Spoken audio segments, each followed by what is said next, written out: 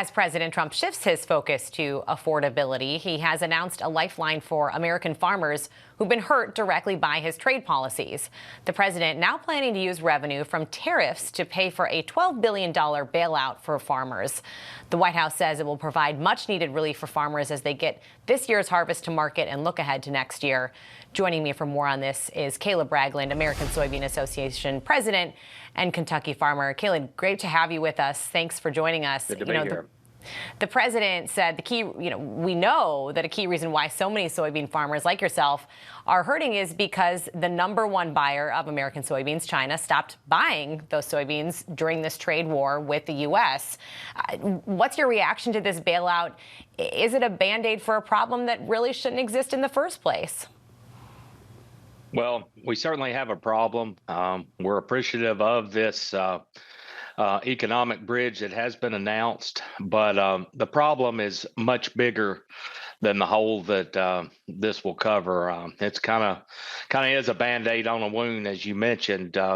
This will probably cover about a quarter of the $109 loss that soybean farmers are going to average this year on their crop. And we certainly are struggling from the loss of the China market there for several months.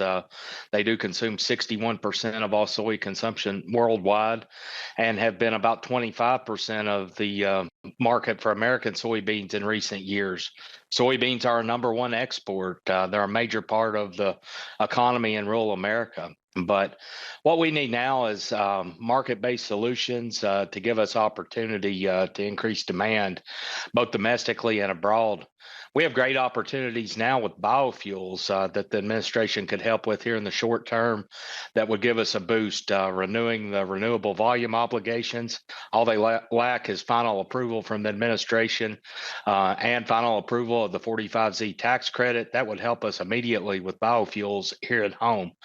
As farmers, we want a level playing field and the opportunity to make a living from the market and not need there to be government aid to fulfill shortfalls. But I will be clear, the shortfall right now is real and it's large, and farm families are hurting, and we're going to lose many farms if we don't find a way to improve the economic viability of our industry. As you say, the shortfall is very real. We know that China did agree to start rebuying soybeans as part of that framework trade deal. Talk to us about how much they've purchased so far.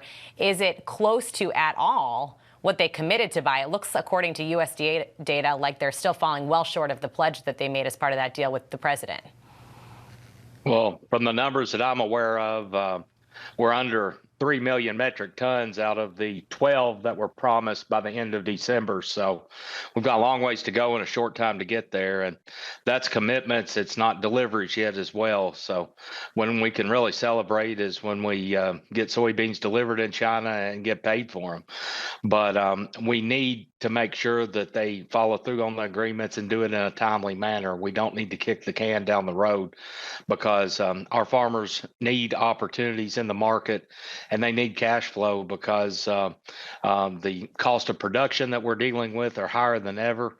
And with the current prices, we're just not in a economically sustainable situation. And we need market-based solutions. As I said earlier, we need the market to have strong demand, both domestically and abroad.